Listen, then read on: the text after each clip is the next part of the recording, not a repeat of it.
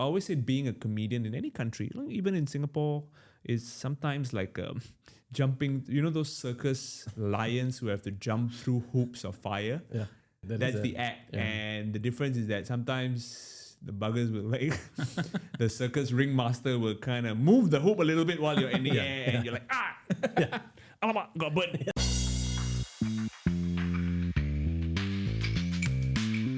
Welcome to the Local Politics Podcast. Hi, Dan. Vanan, How's it going?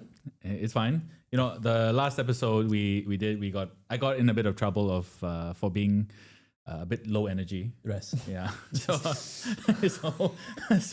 to spice things up, we have a special guest on today. Yeah, just to make sure that you don't repeat the mistake. Yeah. We've got a guy with incredibly high energy. Yeah. Bro, when you said you were accused of being low energy, I thought you were going to get up and do like a belly dance or something now, man. I was looking forward to that. And you're saying that I am the highest energy that you could get. Your viewers and listeners may not be too happy with that, man. But I'm the highest energy. No, I'm actually considered as low energy as you guys. Okay. We'll see. Yeah. We'll see. Because it's all about middle ground, right? That's what we're doing here. It's all middle ground conversations, isn't it? Right? Highbrow, middle ground. Highbrow, middle ground. Way to test the waters here. Yeah. Yeah. But for those who don't know, which I don't think there will be that many, we have Rishi Budhrani in the podcast with us today. A famous person. Yeah. Yeah. A popular person, a growing popular person. A very famous fitness Instagram model. Oh boy. Yeah. Really? I mean, Everyone knows your abs now, man. My abs have a weird relationship with me, man. They keep ghosting me. So, I don't know where they've gone right now. They're not here. But look, don't make the guests uncomfortable. Sure. Don't body shame people. But yeah, he's here. It's an interesting episode for us today. Normally we talk about politics, policies. So Rishi, and for the rest of our audience, if you don't know what we do, we try to raise the level of discourse and we try to find what the gaps are happening in Singapore about policy discussions. And we try not to take any political lineation and just say it for what it is. Yep. Hey, hello. What's the name of our show? You never introduced it. I did. The Local Politics. Local. You did? Local. Yeah, local politics. My The bad. tagline is no agendas, just answers. Whoa. Yeah. I did not know that. I knew the show and I watched snippets of the episode and I, tried to find out who's the one who can't spell. Or do you have like a Malay writer on the team? You can say that. I can't. Yeah. No. I mean, something like local, But cool. Thank you so much for having me, man. It's a real honor, a real pleasure to reconnect with you, man, Vanan, and Daniel after a long time. Sure. So there's a bit of history here, Yeah. right, Rishi? So 2016, when I started a political satire club in the Lee Kuan Yew School of Public Policy, the most uncharted of territories, maybe you could say. Rishi came in 2017 and tried to support us when we were doing a dialogue and a discussion. Yeah. That was a very different time for you. You were a very different Rishi, I guess, compared to now. Yeah, a little, poorer, more broke. Really? Softer around the edges. Yeah, maybe. I don't know. We have the photos and hopefully Marcus will put that up with Dude, show me, man. I can't remember how I looked like. You were wearing a 3-piece suit. No shit, bro. Really? He came in a vest. in a vest. You Yeah. came in a What? vest and a shirt. Really? And you're one of those guys with the handkerchief sticking out of the vest. too. What was I thinking? I think you got your wardrobe from Sam C that day, maybe. No. My wardrobe is always from abbottailors.com. That's my father's tailoring business. Nice plug. Sure. Yeah, but I mean, can I just vet the photo before you show it? Because he might not want to be associated with that wardrobe the way you're describing it. Like, what? Okay, anyway. That was really good. And I think today's episode is going to talk a little bit about what we talked about in 2016. So almost a 10-year series. I think. So Rishi came, you came with a couple of other stand-up comedians. We were very lucky to have you. You came and spoke about, the role of satire, the role of comedy in politics and policy. And I think we wanted to kind of recapture some of that conversation today with your lens. Updated for 2025. Fair enough. Yeah. And I guess the real thing of the end of the discussion is I want to see from your creative process, are we a funny country? Are we a funny people? And the kind of things that you have to modulate yourself, I think, in trying to walk this tight line between entertainment, news, policy. Because I feel like that kind of conversation needs to happen in Singapore a little bit more. Certainly. Yeah. So hopefully that's okay. I mean, you're course. already here, so No, happy. Yeah, then the doors are locked, by the way.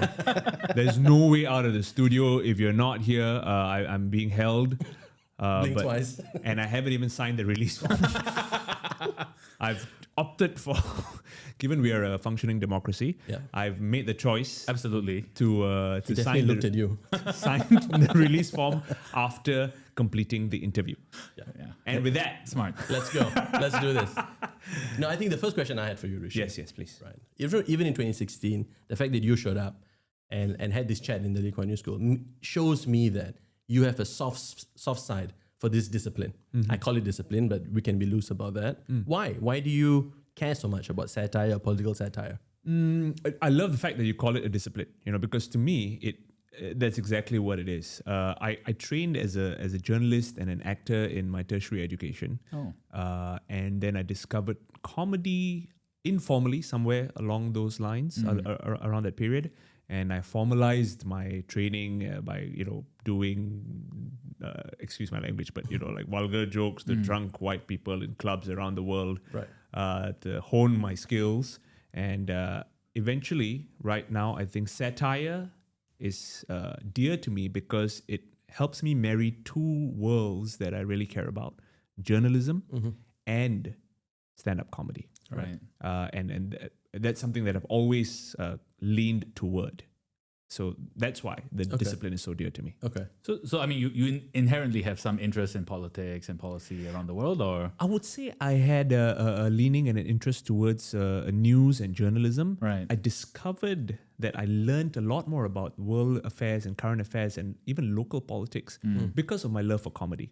So when I started doing, little sketches in university, and it had to be current, it had to be relevant, and then you start digging into what's going on, and inevitably politics comes to the forefront. Right. And people love learning about politics through humor. Yeah. That's how I learned about Right. politics. Right. Yeah, I think it's a very effective tool. Yeah. From where? Like, where did you learn about politics from humor? Like from creating your own jokes, or? For example, if you needed to write a new relevant joke, right, and something has happened in the political sphere, and then you start looking at, this incident took place, for example, in Parliament, right, and then you start going, actually, what is this about? What is the history of this? What is the context behind this? And you're like, there's something even funnier that happened before this, and then you dig deep, and you're like, oh shit, no way, this happened. Right. Yeah. So, I mean, that's how I learned. And what I realized is that the audience finds politics very heavy, but humor very palatable. It's almost like a digestive. Yeah. If you've got a joke attached to something that's really ridiculously heavy in political sphere happening in Singapore, it gives someone who's perhaps normally apathetic about it a chance to go like, actually, what's that? Oh, what's POFMA? Okay. So this was protest. Singapore cannot protest. Why cannot protest? Can only go Hong Lim Park. Hong Lim Park. Speaker's Corner. Okay. So that's how I find some people learn about what's going on in the country. Yeah. Very similar to like the Jon Stewarts of the world, and right. I guess that's one very, very tall example and a big set of shoes to fill. But yeah, those are the inspirations. The Jon Stewarts or the Daily Shows or the John Olivers of the world. Right. Certainly, yeah. Actually, I have a journalistic background, so I kind of resonated quite strongly with what you said. And I was going to get to this question later, but we can talk about it now. Sure. This need for investigation, right, in uncovering something funny and informative. And it'll be good to know your take on this, because is there a balance? Can you know just about enough of something to make you aware but also wholly unaware? And is that why comedy, you think, is interesting? Because actually you can never get someone to know something in detail about something, but you must always follow the breadcrumbs. Do you find that a necessity complexity when you look at comedy? Wow. I think the answer to that question really depends on the medium you're consuming this comedy on. And there's multiple mediums, right? You can do as short form as an icon meme, which can give you a joke and information. Right. On a very base level. Right. And then you have the short form comedy or short form Instagram reels, for example, a minute and a half, for example. that can give you a bit more jokes and a bit more context about what's going on. And then you have a bit more long form stuff that maybe goes on YouTube, 3, 4, 5 minutes. Right. And then in some cases, if you have, in my opinion, the discipline, the budget, the writing team, the research team to do even more long form, you can do half-an-hour episodes on specific issues that happen every week in the news that allows you to go into more detail. So I think the level of investigative nature that your comedy takes really depends on the medium on which you are disseminating that content. Right. Yeah. Interesting. Right. So that means social media, digital media, or even digitization of media has fundamentally altered, in your opinion, I'm guessing, the way comedy is now being shared. Yeah. Because not everybody has the same attention span. Right. You know, like if you ask like a 15-year-old kid on TikTok, wow, if you can tell me in 15 seconds something hilarious about politics, maybe like, what's that? Who's that? Yeah. Right. Oh, we pay money for Taylor Swift. Really? But how come we're not paying money for Lady Gaga? Right. That becomes a point of conversation, right? Yeah. Because the government had to come out and clarify, like, hey, Lady Gaga is coming, but hey, we didn't, we did not give Lady Gaga any grants, just to tell you first, Taylor Swift we did, but now Lady Gaga, nope, not happening. Yeah, just to let you know, in case people are asking. But I think that's the really interesting point that I wanted this episode to be about, right? Actually, because you don't just wear the comedian hat; you also wear the newsy hat, right? And yes, the medium is important. I guess even as a news journalist, you would tailor your message. Sure. But what is the balance for you, I suppose, right? For Singapore, how important is it? Because when you're doing a stand-up show, which we will talk about later, the show that you're going to be doing end of this week. Yep. There's you're on stage. It's you're not thinking about medium. You're trying to be funny. You want someone to connect to you because Rishi's humor is so and so. Sure. But then, do you then alternate when you're doing a reel or an Instagram?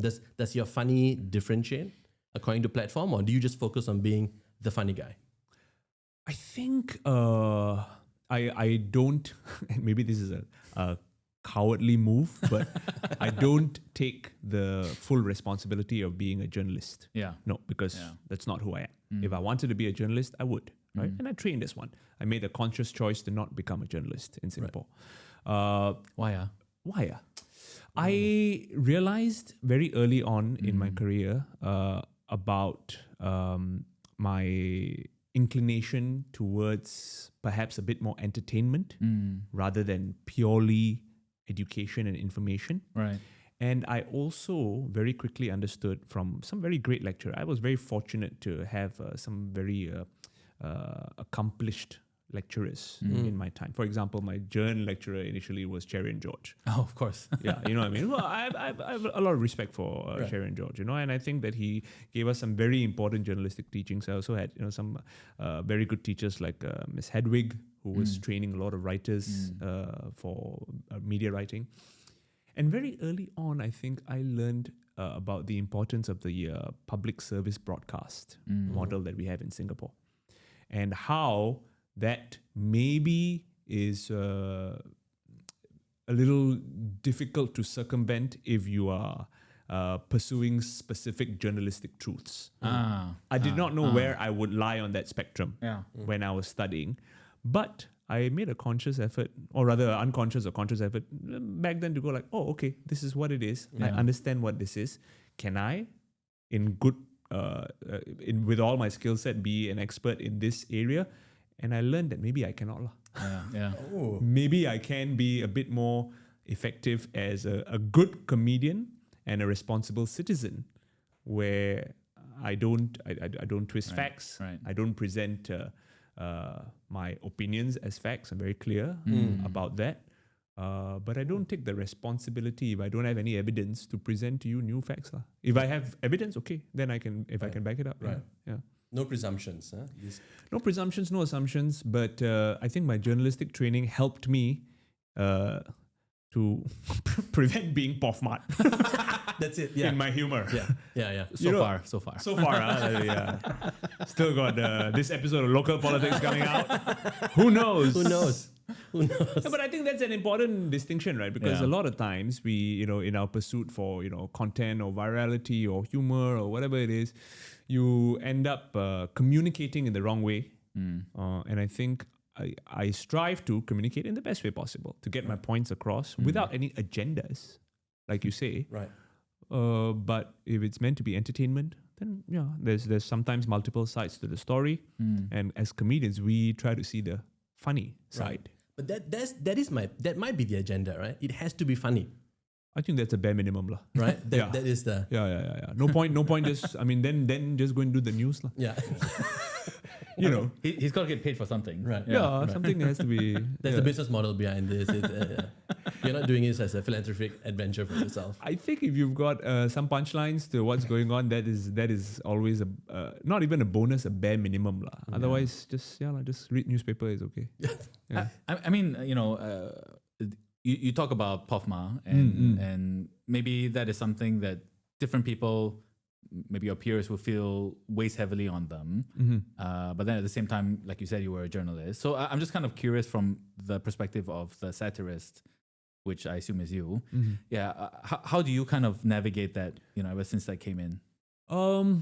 Actually, yeah, I don't think I was always very, what's the word? I don't know if cautious is the word, but I think I was always very Prepared. There's a quote from a comedian I respect a lot, Anthony Jeselnik, Oh yeah. and he says that art is about getting away with it. So that is what I keep in mind when I'm writing my jokes or when I'm performing or when I'm doing my stuff or when I'm submitting my scripts to IMDA for our live shows. Yeah. Which is a constant discussion, I will say. A lot of comedians get frustrated sometimes because, and I to be fair, there was a point where I was one of them. When I was a young comedian, I'm like, what do you mean by I cannot say this? Why am I getting suddenly a R18 rating for this, which is nothing to do with, any vulgarity or religion or whatever. But this, for example, there was a time where, okay, this is too political for it to be an NC-16 or Advisory 16 show. This moves into an R18 rating. Okay. Right. And Because those 2 years are very important, apparently. yeah, I don't. I mean, I don't know what the guideline. I don't have the books, right? Right. But very early on, I realized that we are at the end of the day dealing with human beings, right? So I engaged the team from IMDA in terms of like, hey, look, I'm like, let me make my point. Let me explain to you that what you are perhaps reading off of your computer. And when it's delivered, it's not some political revolutionary message. It is really the people there come and they're there to listen to jokes.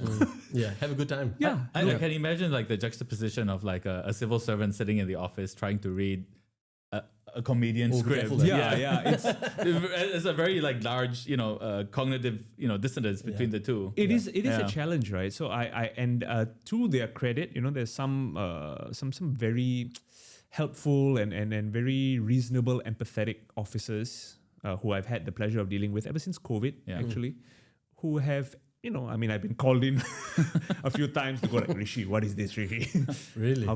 You cannot say like this, how can you say this joke? You're mentioning this and that. I said, madam, it's just a joke. I'll do for you now, Yeah. And they're like, yeah, you are naughty, you change it a bit.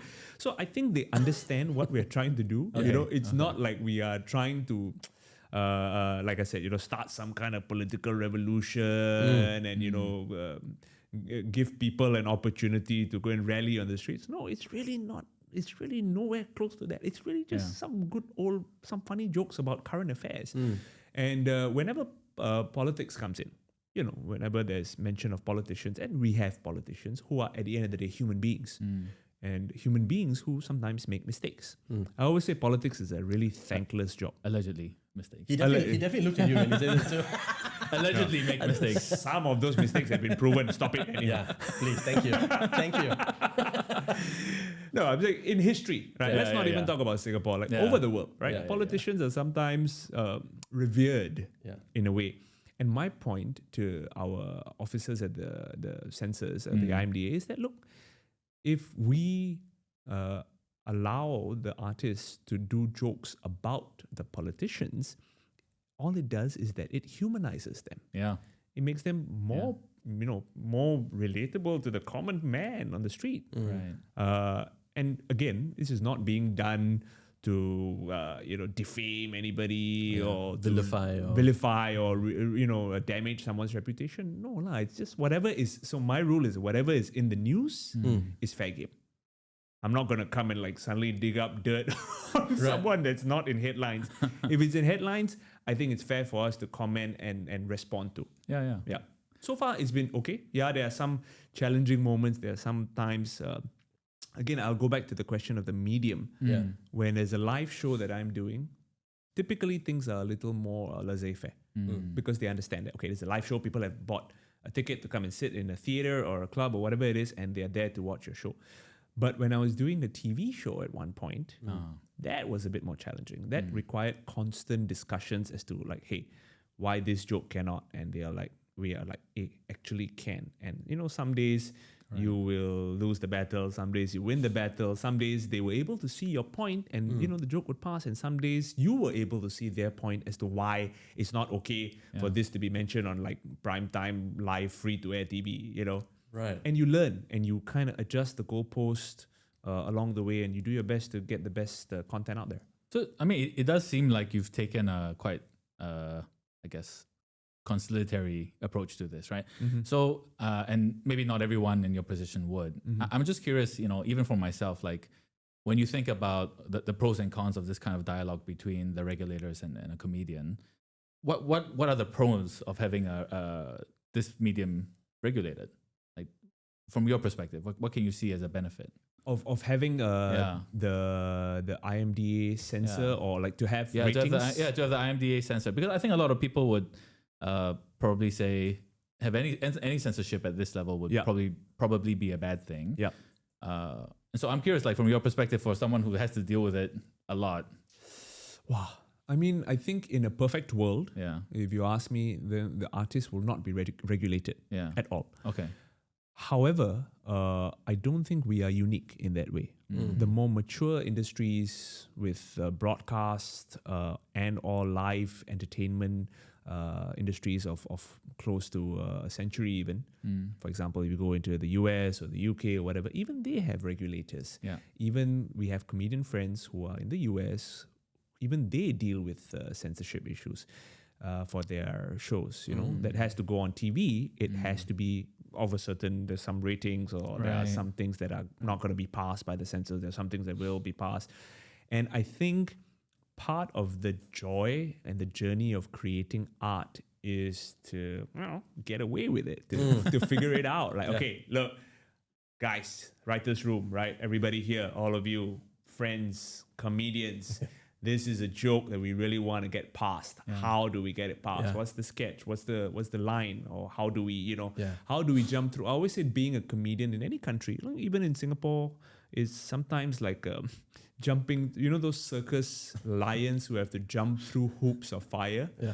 Sure, yeah. That's the act. All right. That is it. That's the act. Yeah. And the difference is that sometimes the buggers will like, the circus ringmaster will kind of move the hoop a little bit while you're in the air and you're like, alamak, got burned. It's okay. Yeah. Everybody good? Play it off. We're good, right? Yeah, We're yeah, good? yeah. Okay, come, let's roll on. Right. So that's what sometimes comedians who sometimes get like cancelled or get into trouble. Right. And I've had friends who face this. Actually, I myself have faced some backlash in the past. I got banned in Malaysia for a while back in like I think it was 2017. Actually, it was the year we came It was the year you came. There was a show called Okay Chop we were doing on TV in Singapore. And we did some jokes about the then PM Najib in Malaysia. And it became it became a huge thing. Yeah. I had police reports against me In Malaysia. in Malaysia. Yeah. Oh, okay. It was wild, man. It was so ridiculous because this episode was a live TV show. Went out on a Wednesday. The rerun went on like Me Watch on like a weekend or something.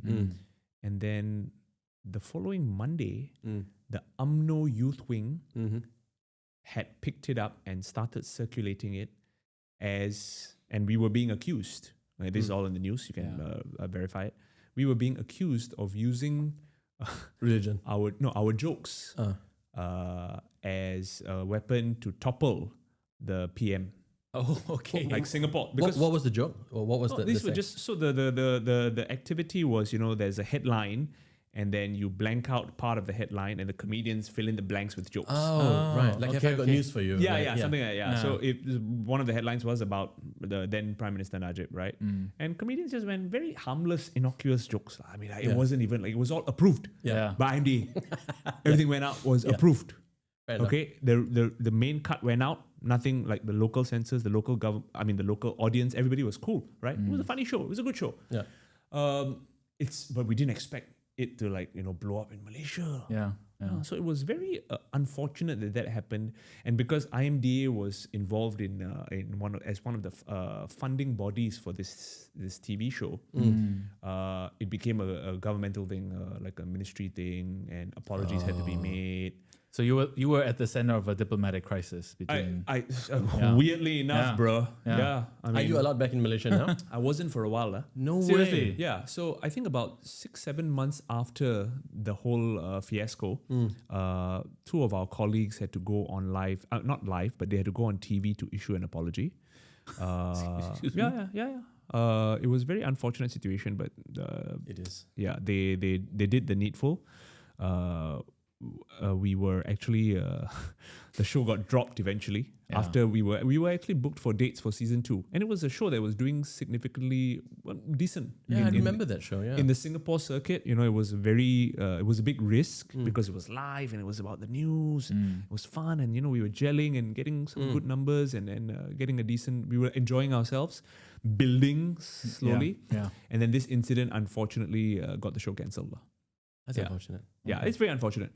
But 6 or 7 months after the incident, I had a Comedy Central taping in Kuala Lumpur.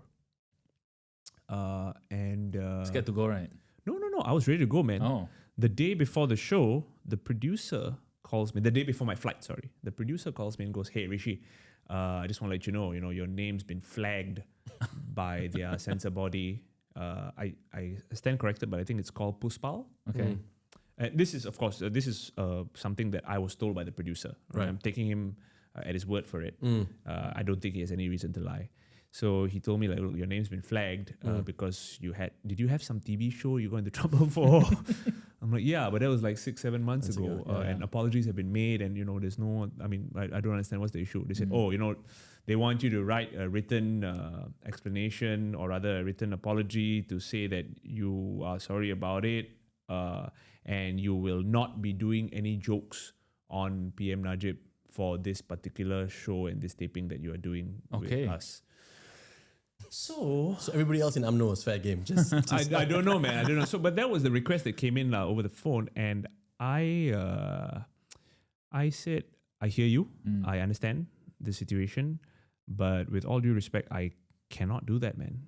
Oh wow. I will not be doing that because look."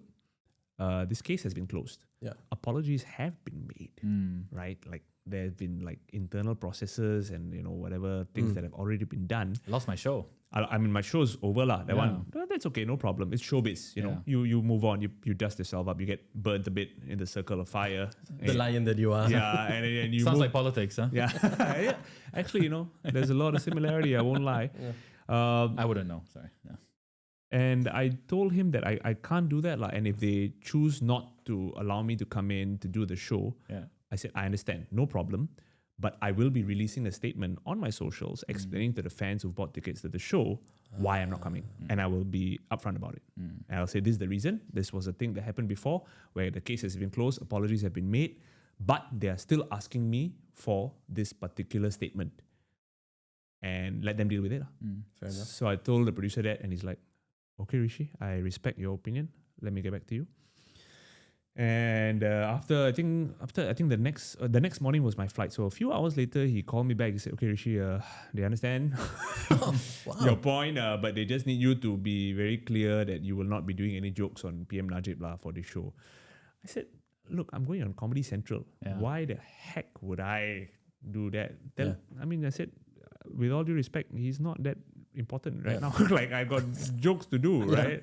Arguably, his fans aren't watching Comedy Central. I don't know, man. I don't know. Like, I feel like there was a bit of, to me, if we had acceded to that request, that was a bit of bullying. Yeah. There would have been us succumbing to bullying And I told the producer, I said, look, if you accede to this request, you are going to set yourself up for this kind of situation to happen again and again. Yeah. They're going to know that they are, literally, grabbing you by the, excuse my language, but grabbing you by the nuts, and they are going to utilize it. They're going to weaponize it. Yeah. So I would say let's not do it, man.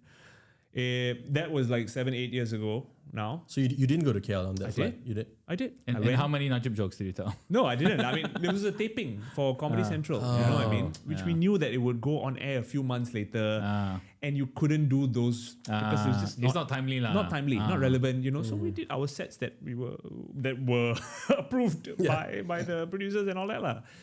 So that was one example of how out of left field we kind of got burnt a bit, lah. Yeah, I think that's because, like, in many parts of the world, satire has actually moved. It's actually created revolutions, right? You have like the Arab Spring, there was satirists behind that. In the United States, Zelensky in Ukraine. Yeah, Zelensky in Ukraine, the US. There's a lot, and I mean, do you think it is right that people are fearful of comedy as a weapon, or who is fearful? They? I don't know, whoever they are, the people who are fearful. I mean, I don't know, man. I think if you're referring to authorities, are authorities fearful of comedians? I don't know, man. I don't think Putin's very scared of Zelensky, apparently. Well, so. Chris Rock was afraid of Will Smith when he walked out there. Well, there's only one comedian there. I don't know who's the authority, but there's only one comedian in those two. Yeah. Oh man, I don't know. Well, I don't think Singapore, as a specific landscape, is at that level or at that point where there needs to be fear, lah. Yeah. I sincerely disagree with that. Yeah. Maybe, you see, then we always had this discussion. So all those examples you've given me are of the West. Yeah. Right? Yeah. The US Correct. or even the UK or even Russia and Putin and all. But we are very clear, right, about our stance that Singapore is not the West. Yeah. Whenever it comes to values and whenever it comes to us like adopting Western practices or Western values or Western politics or Western data even, we are very quick to say, hey, no, hello, this is Singapore. Yeah. Hey, Different. Okay, we don't have the same set of values. We don't have the same kind of people. Yeah. So we don't follow the same set of rules. Yeah. I think it's the same for the satirists. We don't need to be afraid. Why so scared? Yeah. Why is it that, it's because it happened in the West, it could happen here, so let's clamp down. Yeah. No, I don't think so. Then you got to apply the same rules to everything. Right? Yeah. I think that's great. But just to push, right? I am curious about, you did talk about the regulators, but I think there's another question on self-censorship here, where whether rightly or wrongly, there's an impression that a lot of people censor or feel that they have to censor what they say in public discourse. And I mean, as someone who's been quite public for a decade and a half, almost today, how have you dealt with, I'm not so sure whether this will work. Do you just put it in and wait for someone to tell you no, or do you ask for forgiveness, or do you ask for permission? Wow, the only person I ask for actual permission from is my wife. Very honestly, nobody else. Yeah. Right. Smart man. Good answer. The Rishi and Charles show happens 21st of March. Catch us at the Esplanade. Hey, timing, guys. Third show. Yeah, no yeah. problem. No, but to answer your question, I think again, I will being someone from someone from the communications background. I think the biggest lesson I've learned is that medium plays the big part, right? So when you say public discourse, if I am in an interview, for example, that goes online, there are certain things that I feel will be a bit more okay and palatable because people are okay to listen to it. You have a choice and everything. When I'm on a live show, right, I think there's even more openness and even more freedom to discuss openly because, like I said, the audience is a voluntary audience that has come for a specific reason, whether it's a show or whether it's a podcast recording or whether it's, a panel show or a theater piece or whatever. When I'm on radio, different now because, like radio, for example, happens so quick that if you have like not to be ageist or whatever, but for example, sometimes they have a 65-year-old auntie listening on her way. She hears something that she doesn't like fleetingly, and then she calls and complains to the radio station. Like, how can y'all talk about Lee Kuan Yew like that? When we actually never say anything. When we actually discussing about Lee Kuan Yew School of Public Health Policy. Yeah. So sometimes the attention span mixed with the medium, mixed with the audience, gets the radio station into trouble. Hot soup. Yeah. Okay. And for that reason, for example, this show that we're doing, the Rishi and Charles Show 3, it's got a R18 rating. And for that reason, none of the radio stations are able to invite us to talk about the show or plug it. Oh, okay. Yeah. I didn't realize that. Yeah. Whereas the local politics will. Thank you very much, man. Yeah, You're that's the welcome. benefit of like being new. Apparently. Well, on that, we are going to go to this break and come back and maybe try to talk more about, is this really a funny country with funny people, and how you see all of that. Yes. All right. Well, see you after the break.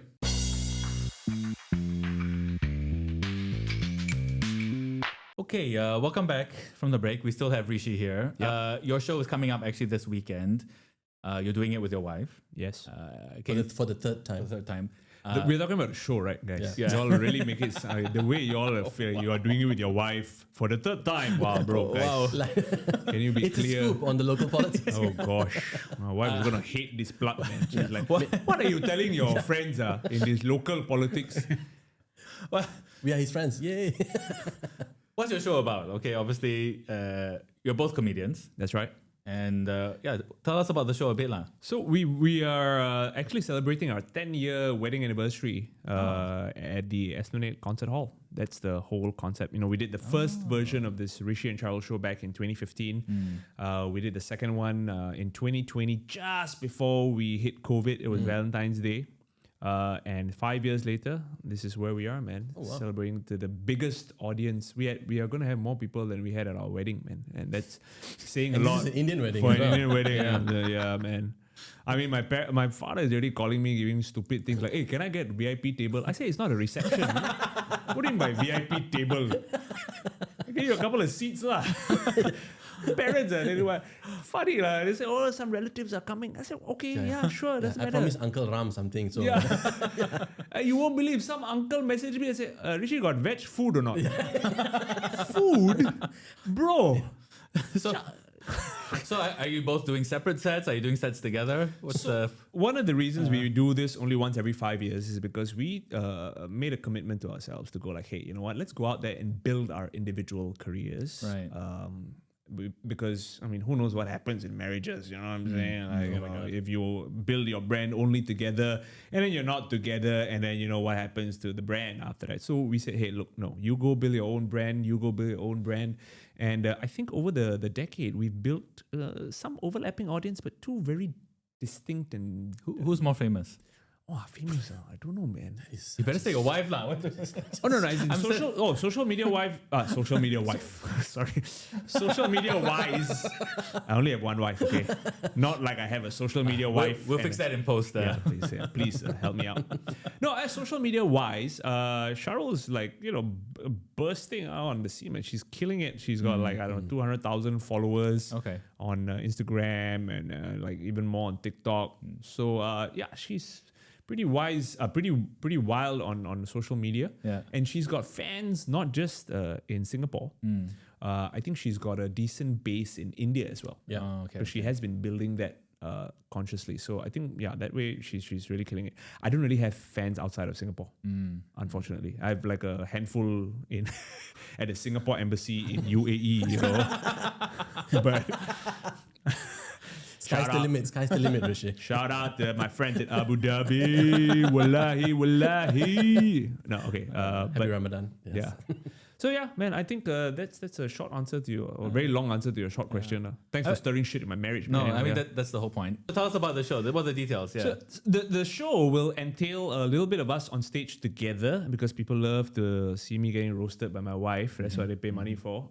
And then we will also have our individual sets for the individual fans that come out to see her brand of comedy, which is a little more, I guess, relatable to the females in the crowd. A lot of them, she's like a voice that a lot of women want to express certain things about, but maybe they choose not to or cannot or are concerned about what people might think about them. And I think Sharul does a fantastic job of giving them a voice. They just love it. It's like insane, right? Yeah. Not to say there's no other genders that enjoy her work. They do, but I think she gets a lot of strong support from the female audiences in Singapore. And I think for me, I get a lot of people who want to just come and see me talk about politics. Yeah. That seems to be the brand that I've created. You don't seem very happy about that. No, I mean, I don't know. It wasn't a conscious effort, you know what I mean? That's why I say, like, our shows are two very different. Yeah, of course, there are overlapping things that, you see a lot of couples, like, who would come and go like, oh, I love to see Sharul, man. She's freaking amazing. And then you'll see some people who go like, hey, yeah, but Rishi, this guy, wow, he's not bad. Never heard of him before. Never heard. Who's this fella? I want to go and see Sharul and her husband. You know, like. Yeah. Okay. So you'll see. I think we are quite excited because it's the biggest ever audience in one night that we are producing ourselves to perform to. So we've played the Esplanade before, but it's for other people's shows. Whether we are a lineup act. This is the first time we are producing it. And we are fronting it. So it's exciting, man. Yeah. Oh, that's amazing. A bit both of us, a bit of us individually. And there might be some improv segments where we take questions from the audience. So I read the Straits Times article that came out about you guys last week. And you guys talked a little bit about what you're going to talk about, SG60, that whole baby package thing. You've already preempted. You're going to go for it. A bit of that, yeah. A bit of that. My wife is got a routine on that, maybe. Yes. Okay. Sounds like, yeah. Maybe. Having followed you guys for a while, I think you're right? Because I can't remember another stand-up comedian couple that's does distinctively different things. And I would urge for those who haven't got your tickets, there still are tickets, right? There's some, yes, there's some left. I managed to get mine, so if you guys want to have a nice time in the weekend, you should go. But I also wanted to kind of maybe drag this a little bit more into your comedic and news thing that we talked about, particularly your view on Singapore, right? Because like you said, I think having seen Sharul perform, yeah, you're right. It's a bit more boisterous. It's a bit more, engaging. But she's doing the comedy bit. You're also on CNA, right? You've done some other shows that could explain that strong local audience feel and context for you. Like, I wanted to just ask you this question. This could be a good Insta reel, maybe. Are we a funny country? Are we a funny group of people? Do you think? Singapore? Yeah. Oh, I think Singaporeans love comedy. Singapore loves humor. Singapore loves to laugh. And I think the biggest thing that Singaporeans love to laugh is about the things that are relatable to them. Yeah. Very specific. Like Singaporean humor, I think, is very specific, which is not different from countries around the world. Okay. For instance, there are certain things that only Singaporeans will laugh about. For example, if you do a joke about COE, right? There's nowhere in the world without context where you can do a bit about that. Right. Yeah. Right? It's only the Singaporeans, like even if Singaporeans living overseas, they're like, oh yeah, COE, get 100 get wow, 100,000. 100,000 still cannot get car. 100,000 for paper. Nobody understands that in the world. You know what I mean? It's only a Singaporean audience. And I think people in Singapore appreciate that a lot more. Having said that, Singapore is no longer that homogenous nation with a collective consciousness. I don't think so. I think our humor is changing because we've got such a diverse population. You've got new citizens with children, you've got the PRs, you've got people who are expatriates living in the country, and all of them love humor, love comedy. So while in one camp or one train of thought would be like, hey, Nola, you're living here. You need to learn about Singapore, man. You need to know what we're about. But I think the good comics, which we all aspire to be, have a way of trying to make it a bit more inclusive. Yeah. Like, hey, you know what? Yeah, these are our issues. But if you're not from here, we didn't grow up in an HDB flat, don't worry. We welcome you. You can still enjoy the show because these are the things that maybe are relevant to you. So we try to do that, I think, as far as possible. So like a wider breadth of just comedic stuff, I suppose. I think there are some more specific topics to Singapore, but I think there are some universal topics that you can enjoy as long as you are a human being living in this country. Yeah. So, okay. That's a Singaporean. I think that's interesting. But I want to press you a little bit more. Go. Okay. Yeah. Because I really want to unpack how your creative process is. Because I've admired that about you since 2016, right? So, you know, as a comedian, as you're preparing for your set, you know, you hear the phrase, Singapore not ready for Indian Prime Minister. Right? So you listen to this. How do you distill that into something funny, informative for people, but keeping it, you know, interesting for IMDA, the line that doesn't get too burnt when you're talking about this? Because having been to your AI show, you touch on these things a little bit, right? Yeah. Like you touched on the president candidate whose wife was wearing different colors for whatever the and I laughed so much during your AI on that segment. So like, how do you create comedy out of these things actually? I think I'll go back to what we spoke about at the start, right? So I don't overthink or overcomplicate it. I think we leave some responsibility to the audience.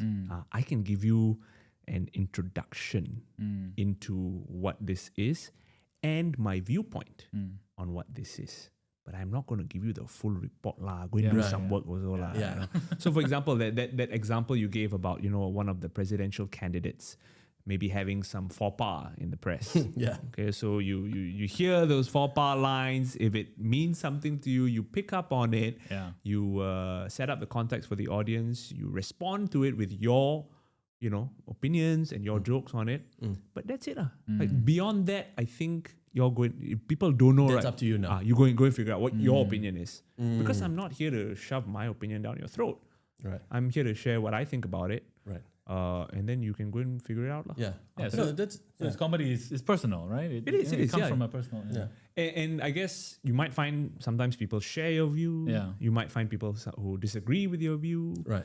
But I think in live stand-up comedy specifically, I may not agree with everybody's viewpoint on stage. But I will fight to the death for their right To say it. Right. I think that's very important because that's one of the last few spaces we have, live performance, where everyone is represented. You know, regardless of gender, of sexuality, of race, of religion, it is an open and inclusive space.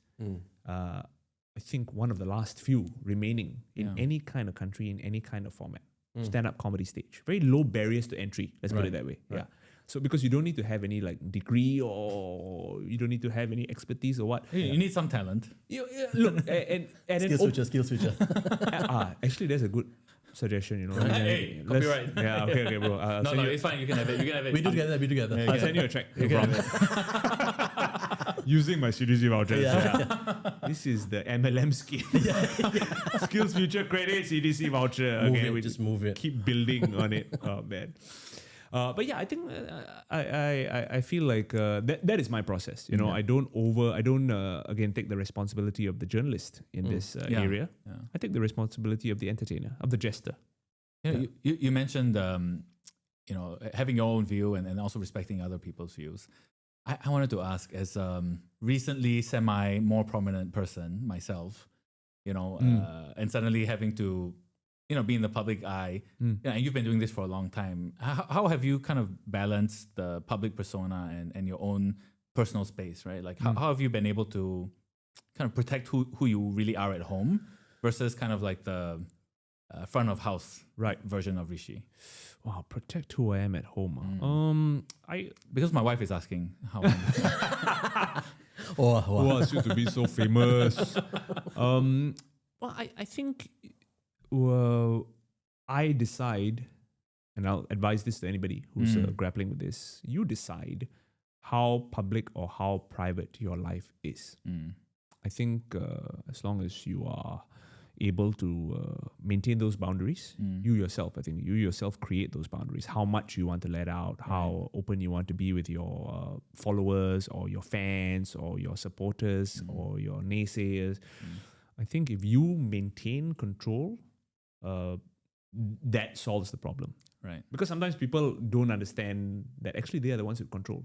For example, I don't really read comments on my posts, or sometimes I do when I have a lot of time, but most of the time I don't, you know. If a clip goes viral, when it goes viral, you get a lot of hate. You also get a lot of love. and you get some random people fighting among each other, right? And if you spend so much energy, right, like figuring out, who are the people who hate me, who are the people who love me, who are the people fighting among each other, then some comics or some influencers will get involved in the fights that their followers are having with their haters.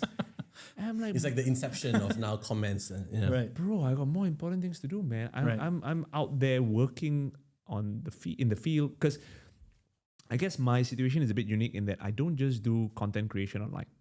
That's one of the things I do. I'm hosting live events. I'm sometimes shooting for a TV show. Yeah. I'm sometimes doing a movie. I'm sometimes, even writing for columns.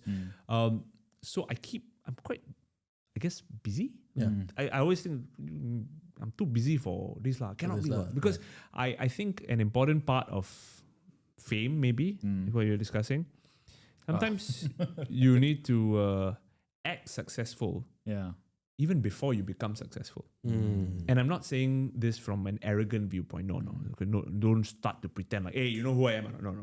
I mean that you treat your work and your collaborators or your supporters with the same level of ethics, professionalism, boundaries, and respect that you would do if you are the most famous person in the world.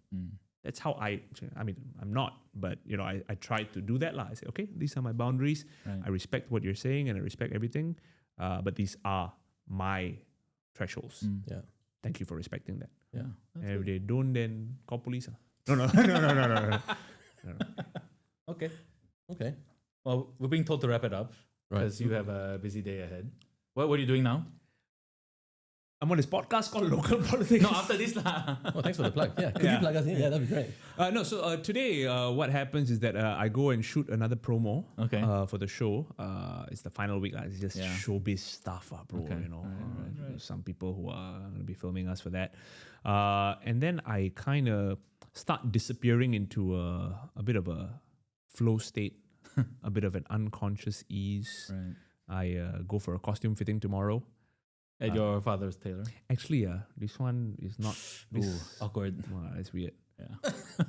You're trying to describe his marriage now, his relationship with his father. This is amazing. This one, so for this costume, we actually got a very close friend of ours from the Emporium, who actually designs a lot of SG related shirts and all that. She has, President Darman has worn her designs.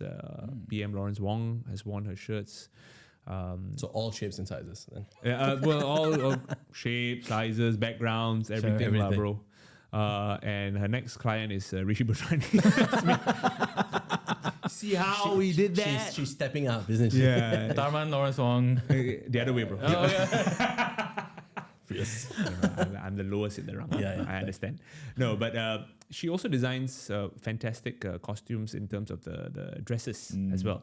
So she's dressing the both of us, me and Cheryl. Right. She's done it for us before for some of our shows, and told her, hey, we've got this thing coming up. Right.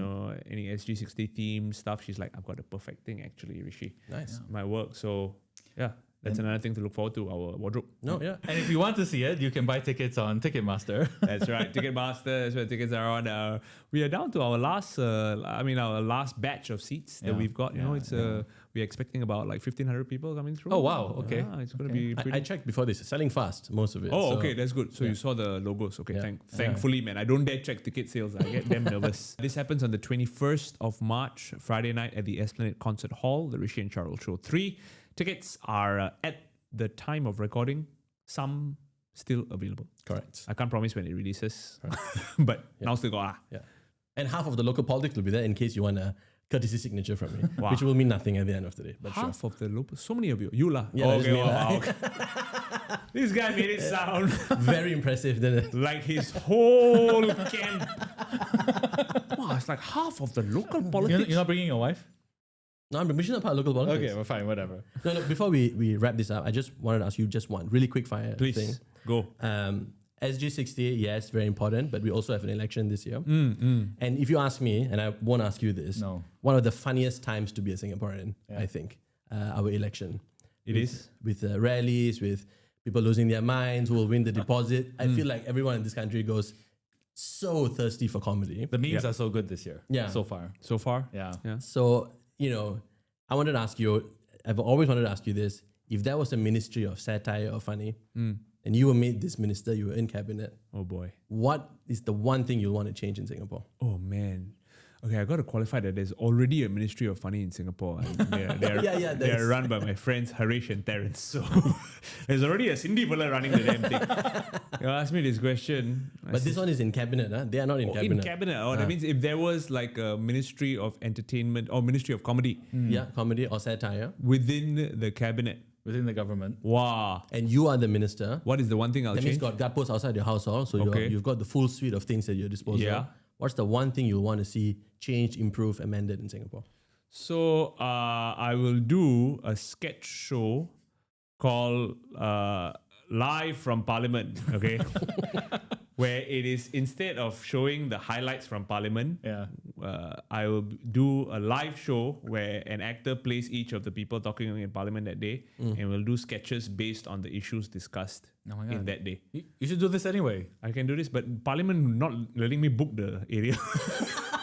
So it's a logistical step. You huh? can use the art house. Use the arts house. Arts House, or the old Parliament Yeah. House. Yeah. Not the same, Not the same. bro. Yeah, I need permission to do it inside Parliament. That means the moment all our MPs leave, all the actors come in. Come in. So you have, someone playing, LO, you have someone playing PM, you have someone playing Law Minister, you have someone playing Leong Man Wai, you know. And who would you cast in all these? PM, Good saying. you want to audition? Is that how? Is that how you're asking for a job, bro? No, but I think that's one thing I would do, man. I'm like, hey, let's have some fun in Parliament, guys. Come, let's shoot some sketches. I will vote for you. Thank you very much. I Thank you. sincerely appreciate it. Well, for everyone, thanks for joining us, Rishi. Thanks for all your support from 2016. And My pleasure, man. And we look forward to continue working together with you. Yeah, for sure. I'm very, very happy that being something that started off in university, you guys have now turned this into something that people can consume on a regular basis. Does this mean you'll sign the release? Oh, shit! Forgot. All right, I can't. Oh, man. Don't stop him. He was saying something so nice about us. Let me know. Release. Okay, give me. I have no choice. I have to sign the release, so you'll release me from this dungeon, right? It's being shot in a dungeon, by the way. Thanks, Rishi. For those listening, we are Majula Presents The Local Politics. We are on all of your social media channels, Instagram, TikTok. So we hope to continue occupying a comfortable space in your living room. Cheers. So we see you again next time. Bye. Bye.